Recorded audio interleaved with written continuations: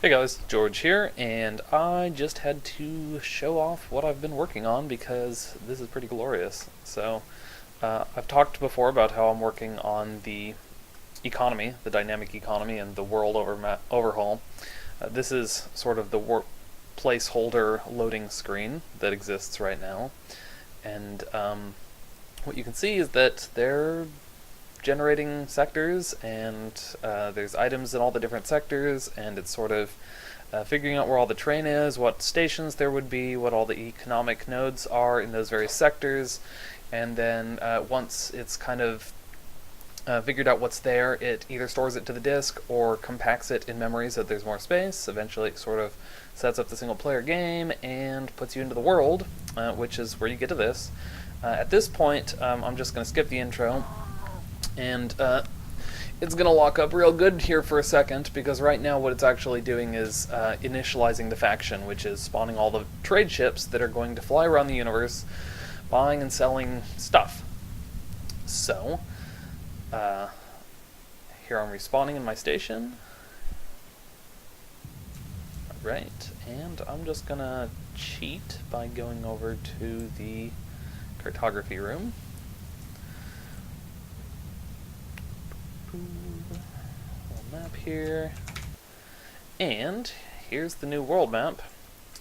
Look at all those stations. Every single one of those is a space station, and every one of the little red things is a ship, and they are buying and selling things. And I have a little interface thingy here now, so I can see that this is a titanium mine, and it is selling titanium ore and silicate ore, and it is buying assorted parts and snacks. And best part about this is I can hover over other things and compare what profits I would make for running trade routes between all these different things. So if I were to, for instance, say I'm going to go from a titanium mine to a mega mall, it looks like I would be selling at a loss if I bought titanium ore or silicate ore from the mine. However,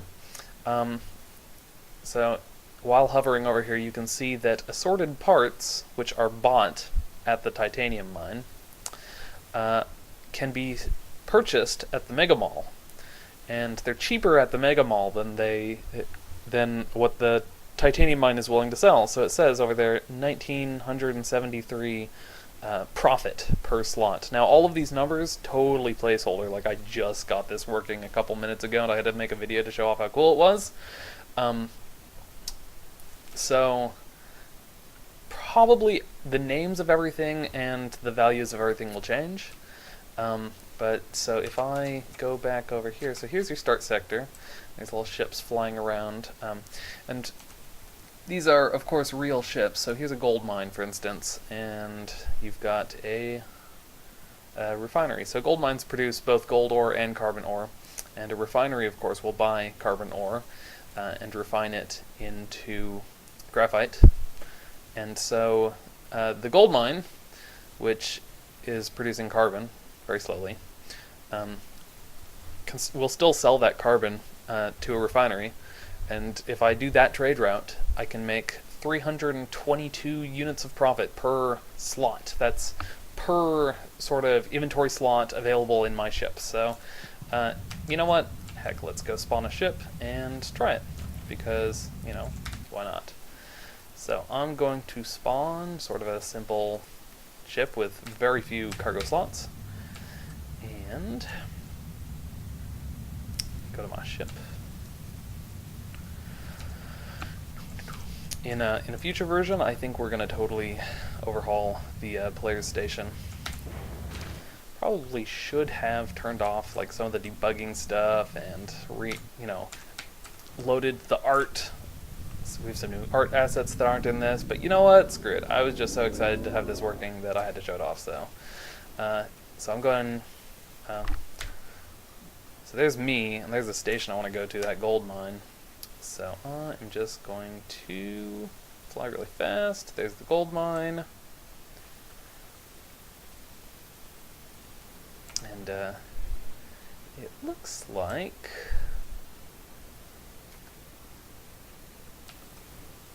there an NPC ship here? Oh yeah, this guy. This guy up here, he actually just bought gold from here, so... Or bought something from here. I don't know where he's going. I could probably try to guess. It looks like he's going to a smelter. Yeah, that would make sense. There's a refinery and a smelter. So he that ship probably bought gold ore, yes, because look, the quantity is much lower now, although it wasn't very high to begin with. And he's probably taking it to the smelter. Which means that if I went and I blew up that ship, I should see gold. You know what? I have debugging commands, don't I? Yes, I have debugging commands. Let's go blow up that ship and see if gold ore comes out. Come here, ship. I don't have any guns on this little ship, which is why I need the debugging commands. But if I say, hey, stop having engines, he'll be all like, I don't have engines. And then I can go up to him and just, I don't know, cut him in half, kind of, and, hey, look at all this stuff flying out of him. And then I open up my cargo scoop, and I scoop up some of that cargo because I'm a pirate. My cargo bay is obviously full at this point. And, oops, let's see what's in my cargo. 1 second. Yep, whole bunch of gold ore. And, since I'm obviously the best pirate in the universe, being able to kill people without even pissing them off, because I shot them with debugging commands, I don't have to fight his buddies there. They were escorting him. But I have a cargo bay full of ore, gold ore even. So, screw that gold mine. I'm going to go straight to the smelter and see what they will give me for this ore.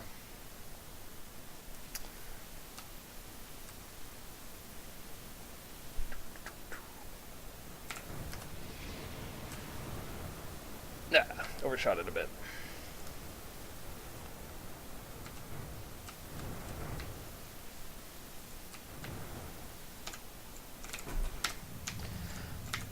I don't have to, like, carry the gold myself. I can put it in my inventory, I guess, to hold a little bit more of it, but so this room will sort of detect my ship's cargo. This is a new room that has been added to all the different stations. It's like a trade depot. You can see it's got a whole bunch of stuff on pallets and racks and so on and so forth, but you kind of go in here and you can trade with the station. And it brings up this screen. And I guess I wasn't finished with this screen. These colored things are supposed to be the buttons that you click on to switch between the shop tab and the buyback tab. Obviously they're supposed to be over there, and instead they're over there. The reason that they're colored is so that I can see where they are and reposition them, which apparently I never did. But the shop is telling me that it sells gold wire, iron ingots, which has the wrong icon, and titanium ingots, which also has the wrong icon. And I have gold ore, so I'm just going to pick that up and drag it over there. It says, how many do you want to sell? And I say, I want to sell 112 of them, because that's probably how many I have. And holy cow, I can make a whole bunch of monies. Sell it. I didn't sell all of it, probably because it's broken. Let's just right-click it. Yeah, I can sell the last 8. There we go. Sell that. And I've sold all my ore. I can't buy it back because it's a trade good. It's not... Buyback tab is only for, like, if you sell your repair tool or whatever. So, I made a whole bunch of money. And I have 20,000 monies now. Which is exciting, because I could use that also. I don't know why. Obviously, there's stuff I could buy here. So now if I wanted, I could buy gold wire or titanium ingots or iron ore.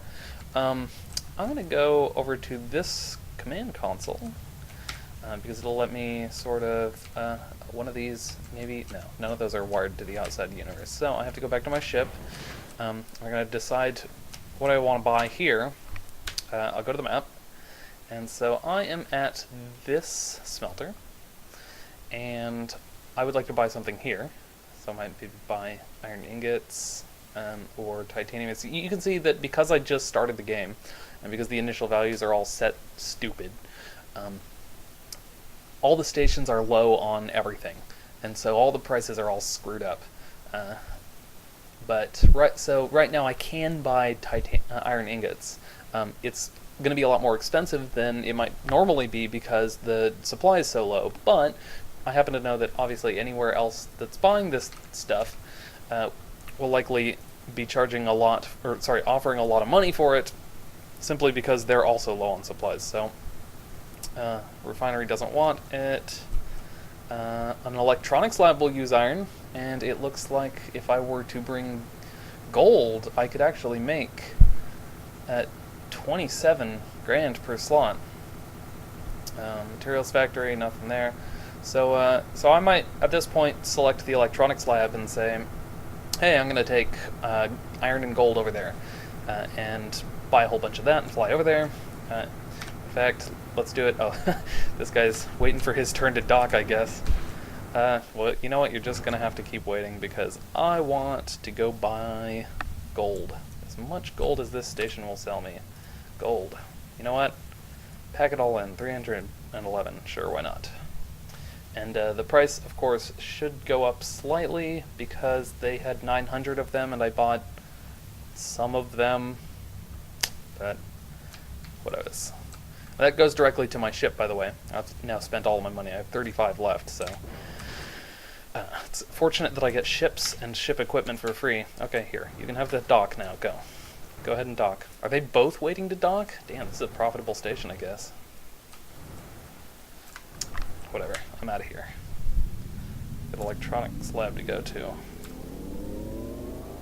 Except I've now forgotten where I'm going. I think it was this direction. So, let's see, where am I? Electronics lab, that's where I'm going. Yeah, it's kind of far away.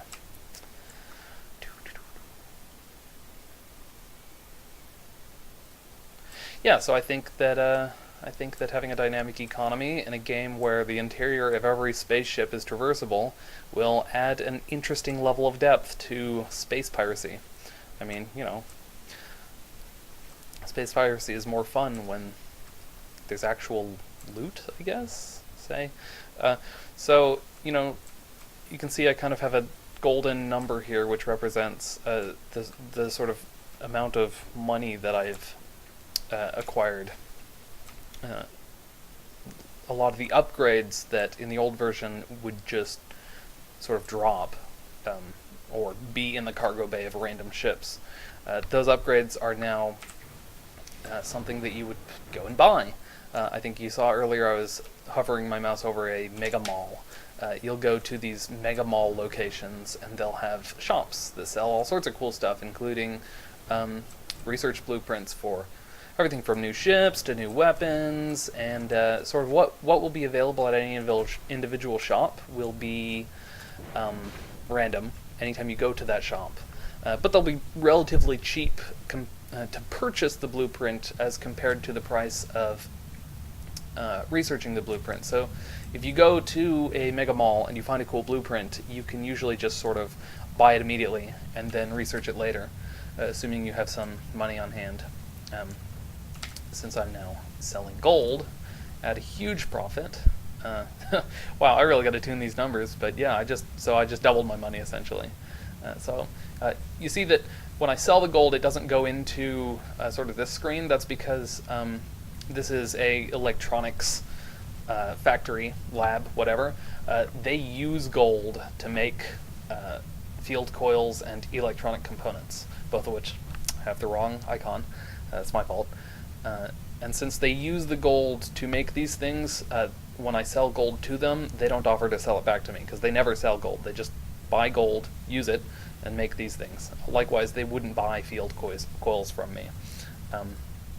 So, I don't know. If people decide that they're going to go to one of these stations and buy something they don't want, and then, you know, have buyer's remorse and be like, I demand that the station buys it back from me, they'll probably force me to code up a solution for that. And I have to say, this trade screen was actually a surprisingly huge pain in the ass to program as it was. But I'll probably eventually do it. So, oh, there's a door missing there. Neat. Well, isn't everything just going wrong? But regardless, dynamic economy in Wayward Terran Frontier Zero Falls. That's what it's going to be about, and the patch is actually going out to testers, I don't know, maybe tomorrow? I mean, obviously there's a lot of stuff I should fix, but people are pretty excited to try it out. So, and I'm pretty excited to get feedback on all the horrible things that are broken that I have to fix. Thanks for watching.